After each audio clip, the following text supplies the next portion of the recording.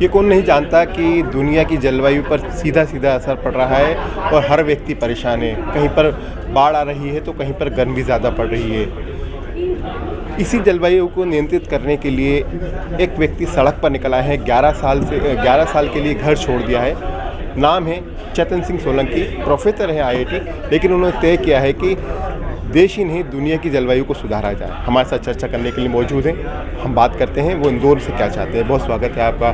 धन्यवाद सर, आपने ये जो बेड़ा उठाया है, ये शुरुआती दौर में ऐसा लगता है कि हो सकता है, लेकिन जब हम थोड़ा सा अतीत में जाते हैं और सोचते हैं कि क्या ये संभव हो पाएगा, आप जो छोटे छोटे से उदाहरण देते हैं उसमें ऐसा लगता है कि हाँ, अगर हर व्यक्ति चाहेगा तो ये हो सकता है। क्योंकि इंदौर ने अपने आप को स्वच्छता में नंबर 1 ऐसे ही लाया कि हर व्यक्ति ने उसमें योगदान किया। क्या उम्मीद करते हैं आप इंदौर की जनता से, क्या ये संभव है? मुझे पूरी उम्मीद है कि ये संभव हो पाएगा, इसीलिए मैं ये सब छोड़ के काम में लगा हूँ।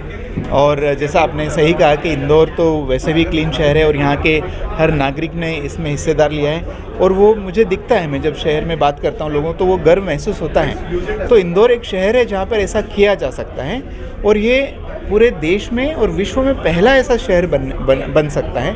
और मुझे पूरे उसकी उम्मीद है कि हम सब लोग मिल के यदि विषय को समझ लें, जब कोबरा काटेगा तो मर जाएंगे, हमको पता है, तो हम कोबरा के साथ खेलते नहीं हैं। ये जो एनर्जी के कारण जो कार्बन एमिशन होता है उसके कारण जलवायु परिवर्तन होगा, जिसका भुगतान मुझे और मेरे बच्चों को करना पड़ेगा। जब समझ जाएंगे तो मुझे लगता है कि हर नागरिक। ये आइडिया आपको कब आया? अभी आपने तय किया है 2021 से आपने घर छोड़ दिया है, आप बस में रह रहे हैं और अपना जीवन यापन उसी तरीके से कर रहे हैं जैसा आपने सोच रखा है। ये आइडिया कब आया आपको?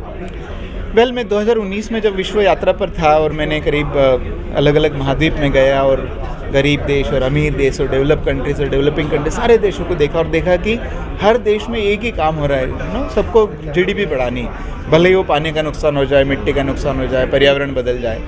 तो मुझे लगा कि ये तो ठीक बात नहीं है, इस तरीके से तो हम क्लाइमेट को ठीक नहीं कर सकते। और ये मन में प्रश्न है कि आज यदि गांधी जी होते तो क्या करते? तो गांधी जी क्या करते? तो कुछ अनशन करते, कुछ यात्रा वगैरह करते। तो फिर वहाँ से एक विचार है कि क्यों ना एक ऐसी यात्रा की जाए जिसमें लोगों को जोड़ा जाए, क्योंकि प्रॉब्लम सरकारों ने और इंडस्ट्री ने खड़ी नहीं की, हर व्यक्ति ने खड़ी की जो एनर्जी को कंज्यूम करता है, मटेरियल कंज्यूम करता है। इसलिए लोगों को जोड़ के हम लोगों तक इसको शामिल करें, उनको हिस्सा बनाएं। अभी हम सब प्रॉब्लम का हिस्सेदार हैं, उनको सॉल्यूशन का भी हिस्सेदार बनाना पड़ेगा, तब जाके ये सॉल्व हो सकता है। चेतन जी में चले आते हैं। तो जब संसाधनों की कमी थी, जब जलवायु भी अच्छी थी, तो क्या आज के मानव को उसी युग में चले जाना चाहिए, उसी पैटर्न पर आ जाना चाहिए, जब ही हम जलवायु को नियंत्रित कर पाएंगे? क्योंकि ये एक दिन का काम नहीं है। बिल्कुल। या तो हमें हमारे पूरे संसाधनों को कम करना होगा, उसके पीछे दूसरा कारण ये आता है कि हमारी तरक्की रुक जाएगी।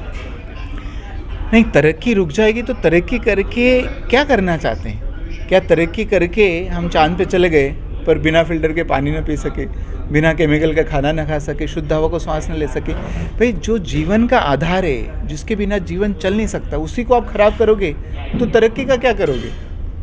क्या कर लेंगे तरक्की? ऐसा नहीं लगता ये संत महात्माओं वाली भाषा है और संत महात्माओं का जीवन है? आप ही सोचिए ना, बाई चांस आप यदि पी नहीं है, जैसे बेंगलोर शहर का उदाहरण ले, वहाँ पे पानी नहीं है, आधा शहर टैंकर से सप्लाई, तो ये कोई आधुनिकता की निशानी हो सकती है क्या? नहीं हो सकती। दिल्ली शहर आप देखिए, वहाँ पे जो एयर क्वालिटी इंडेक्स अभी विंटर आने वाला है 500, 600, 700, तो ऐसा शहर बना के ऐसी प्रगति करके हम करना भी क्या चाहते हैं?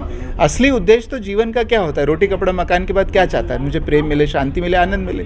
भाई, तुम बिना फिल्टर का पानी नहीं पी सकते, बिना शुद्ध हवा को सांस नहीं ले सकते, बिना केमिकल का खाना नहीं खा सकते, तो तरक्की को क्या करोगे? अलमारी में थोड़ी रखना है। मैं तो इस जीवन में धरती पर लोग आए खुश होने। ये माना जाए चेतन जी कि आप प्रकृति को वापस उसी रूप में लाना चाहते हैं जो प्रकृति आज से हम ये मान लें कि 200, 400, 500, 1000 साल पहले थी। यदि हम खुशकिस्मत होंगे, यदि ऐसा हो जाए तो मैं सब ईश्वर का धन्यवाद करूँगा। ऐसे यदि ऐसा हो जाए, जिस स्थिति में आज हम खड़े हैं, आप देखो गंगा मैया की क्या हालत है, यमुना दिल्ली में क्या हालत होता है, यहाँ पे शिप्रा और अपने खार नदी की क्या हालत है। रिस्टोर यदि कर लें, कोई चमत्कार हो जाए तो बहुत बड़ी बात है। और मैं चाहता हूँ कि मेरे बच्चे किसी भी नदी में जाके ऐसे पानी पिए, जो खुद करता। मैं गांव का रहने वाला हूँ, मध्य प्रदेश के खरगोन जिले का।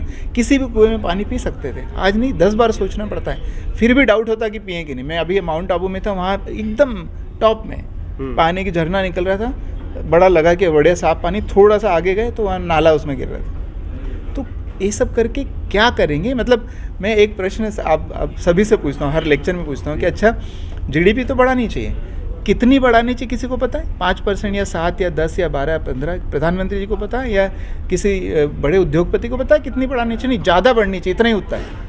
अच्छा, कब तक बढ़ाएंगे तो हमें मोक्ष मिलेगा? 10 साल में मिल जाएगा कि 20 साल में कि 40 साल में? ये भी किसी को पता नहीं है। तो पता नहीं कितना बढ़ना और कब तक बढ़ना, पर बढ़ना जरूर है। ये बिना ब्रेक की गाड़ी चलाना है। जो आदमी बिना ब्रेक की गाड़ी चलाता है उसका क्या होता है? एक्सीडेंट। तो आधुनिक मनुष्यों का मतलब हम सबका जलवायु परिवर्तन के रूप में एक्सीडेंट हो चुका है, हम ऑलरेडी भुगतना चालू कर चुके हैं। यदि आज अभी नहीं सुधरे तो जो स्थिति भयानक हो रही है और ज़्यादा बिगड़ने वाली। और दुख इस बात का होता है कि आप और हम शायद 30 साल बाद 40 साल बाद इस धरती पर ना रहें, परंतु आपके और मेरे बच्चे रहने वाले हैं। तो मैंने अपने बच्चों को जीने लायक धरती छोड़ के जाना, ये मेरा धर्म है, आपका धर्म है, उतना ही काम करना है। मैं हर पेरेंट्स को ये बोलता हूँ कुछ मत करो, सिर्फ इतना करो कि आपका बच्चा बिना फिल्टर के पानी पी सके, इतनी दया कर लो, और बिना केमिकल का खाना खा सके। आज तो नहीं खा सकता, यदि इतने दया बच्चों पे करोगे तो उद्धार हो जाएगा। और वैसी धरती हमें चाहिए। मेरा अंतिम सवाल आपसे, आप जनता से को अवेयर करने आए, जनता सीखेगी भी, करेगी भी, और ख़ासतौर पर इंदौर की जनता तो ज़रूर इस दिशा में काम करेगी जी। आप सरकारों से क्या उम्मीद करते हैं कि सरकारें क्या करें? वहाँ पर मौजूद अधिकारी, उन्हें संचालित करने वाले मंत्री संतरी, इनको क्या करना चाहिए जिससे कि कम से कम मध्य प्रदेश का तो के जलवायु में तो कुछ ना कुछ सुधार हो? वेल, मेरा ऐसा मानना है कि चाहे वो मंत्री हो, अधिकारी हो, वो भी एक इंडिविजुअल है, वो भी एक व्यक्ति हैं। तो जो एक आम व्यक्ति को जो उनकी जिम्मेदारी, वो उन व्यक्ति की भी जिम्मेदारी है जो पोजीशन पे हैं, पॉलिसी बना सकते हैं, इम्प्लीमेंट कर सकते हैं। वो एक व्यक्ति की तरह सोचेंगे तो उनको खुद ही समझ में आ जाएगा कि क्या करना चाहिए और क्या नहीं करना चाहिए। तो मैं हर व्यक्ति को एक व्यक्ति की तरह देखता हूँ, चाहे पोजीशन में हो या ना हो। हर व्यक्ति का अपना रोल है, तो वो अपने लिए जो सोचता है वही सबके लिए, समाज के लिए सोचे तो अच्छा हो जाएगा।